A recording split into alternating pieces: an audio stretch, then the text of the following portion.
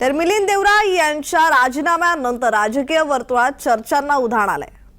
बावनकुळे यांनी महत्त्वाचं वक्तव्य केलंय। भाजपातही मोठे प्रवेश होणार असल्याचं बावनकुळे म्हणाले। मिलिंद देवरांच्या राजीनाम्यानंतर चंद्रशेखर बावनकुळे यांची प्रतिक्रिया समोर येते।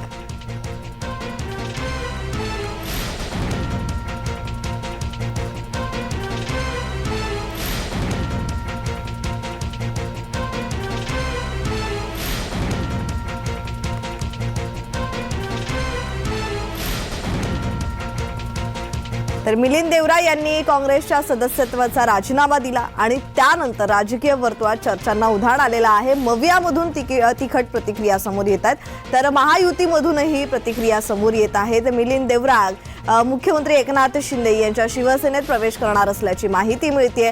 आधी सिद्धिविनायकाच्या दर्शनाला ते पोहोचले होते, सपत्नीक त्यांनी दर्शन घेतलंय आणि त्यानंतर ते शिवसेनेत प्रवेश करणार असल्याची माहिती मिळते। त्यावर बावनकुळे यांनी ही प्रतिक्रिया दिली आहे। भाजपातही मोठे प्रवेश होणार असल्याचं बावनकुळे म्हणाले।